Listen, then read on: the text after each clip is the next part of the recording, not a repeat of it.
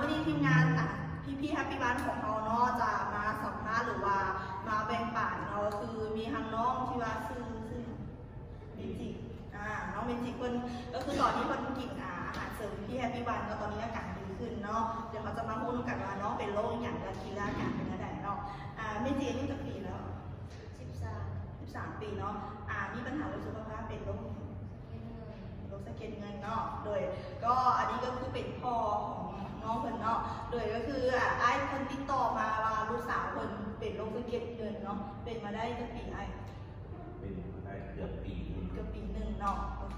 คือตอนที่ว่าไอ้ติดต่อมาหาคือไอ้มาซื้อตัวสมุนไพรเนาะแม่คือตอนแรกคือน้องเพิ่นจะไม่ได้เป็นอย่างนี้เนาะหน้านี่คือขึ้นมาเลยหน้านี่ขึ้นมาเลยเนาะไปเห็นครั้งแรกก็บอกเนาะว่าแนะนำให้กดหัวอย่างเนาะว่ามันขึ้นมาโตเลยเนาะแต่ว่าหลังจากที่ว่าเพิ่นกินไปเนาะกินไปจับมือแล้วรู้สึกว่าแบบมันดีขึ้นมาเลยเนาะประมาณเดือนนึงเนาะกล้องเริ่มกล้องที่เท่าไหร่เริ่มรู้สึกเริ่มกล้องที่6เนาะว่ามันเปลี่ยนแปลงชัดเจนมันขึ้นแน่เนาะเพราะว่าคือตัวนี้น่ะมันจะไปพักนะบอคือกินไปกล้องที่6แล้วมันขึ้นหลายกว่าเก่าแล้วหลังจากนั้นก็กินต่อเนื่องมาแล้วตอนนี้อาการคือเป็นอะไรรู้สึกว่าดีขึ้นหลายเนาะคล้ายขึ้นเนาะโดยไม่ละเพราะว่าคือตัวนี้น่ะเป็นโรคสะเก็ดเงินเนาะ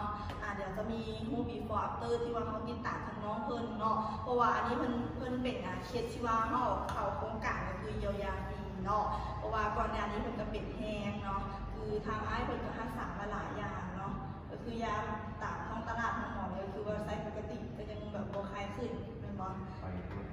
คุณหมอโรคผิวหนังก็จะเตรียมใจให้แนะนำจะทายาเนาะแต่ว่าตัวน้องเพิ่นกินตัวนี้เนี่ยเป็นอะไรอ้ายรู้สึกอะไรตัวนี้หลังจากการทายาหมอที่แนะนำในส่วนว่าเบิดยาก็คือแดดเก่าแต่ว่ามันกินตัวนี้มันจะออกมาจะเป็นสีแดงเมื่อสีแดงปักติดต่อกันค่อยไปเนาะแล้วก็ค่อยลุกไปแต่ว่าอาการของน้องเขาจะบ่มีการเป็นไข้แต่บ่มีการคันมีแต่ว่ารู้สึกเป็นเนื้อหนักตัวน้อยมันอยู่บนว่าโดยเพราะว่าไอ้เนี่ยตอนที่เขาถามไอ้ว่าถ้าไอ้คิดว่าดีเนี่ยคือตอนนี้คือดีจากเปอร์เซ็นต์ค่ะที่ว่าเห็นชัดเจนคันมาเบิ่งอยู่ไม่ดีที่ว่าต้องสังเกตง่ายๆมันหลังมือนี่มันไปเนี่ยแต่ก่อนเกือบปีอันนี้หรอในหลังมือจะมีตุ่มนึงคือว่าหายเลยเนาะเป็นตุ่มใหญ่ดีเป็นไรคิดว่ามันเป็นน้ำร้อนลวกของเนี่ยแล้วมันต่อมาเพราะว่าทั้งใบหน้าก็มียุบหมูตรงหน้าผากก็มันเป็นแบบไฟขี้เทานะเมื่อกี้แบบนี้เป็นตัวเกล็ดมันเลยเนาะไฟขี้เทาหลังจากมันตัวนี้มันเกิดยุบหัวจะหลุดก่อนคือว่ายุบหัวจะหลุดก่อนหลังจากหน้าผากเศร้าแล้วแต่มันยังแต่ตัวคำอะไร%เนี่ยคำอะไรว่าประมาณ70%คืออาการนี้คือ70%เนาะเพราะว่าเขามาบนหัวอย่างเดียวแล้วลำตัวเนี่ยแต่ว่า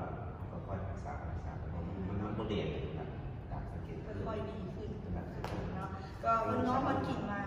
เดือนนี้เป็นเดือนที่4เนาะที่4เนาะโอเคก็อันนี้เขาจะมาติดตามเนาะเพราะว่าตอนนี้อาการน้องมันก็ดีขึ้นหลายเติมแล้วเนาะเพราะว่าตอนนี้เป็นโครงการของเขาเนาะมันจะให้มันกินจนกว่าที่ว่าจะดีนะเนาะก็อีกจำนวนก็ดีแล้วเนาะอันนี้ก็ดีหมดต้นโตแล้วเหลือแต่หลังอย่างเดียวเนาะเพราะพี่ดาอยากให้ทั้ง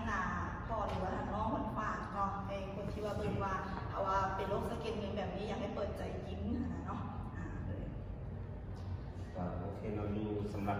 โรคสะเก็ดเงินที่ว่านี่เขาก็ติดตามมาแต่ว่าใครรู้เมื่อพูดตัวนี้มันหลักๆจริงตัวนี้มันจะไม่มีอาการแพ้เพราะตัวมันก็ไม่ได้ว่าสิเกินเพียงแต่ว่ามันเต้าอยู่ระบบก็คือว่าถ้ามีอาการแพ้ในวันสำคัญมันเป็นอาหารการกินตัวน้องเขากำลังที่ว่าได้ห้ามคือว่าห้ามได้อะไรมันพูดไว้ให้มันสิลอยกินมีส่วนดูเนาะ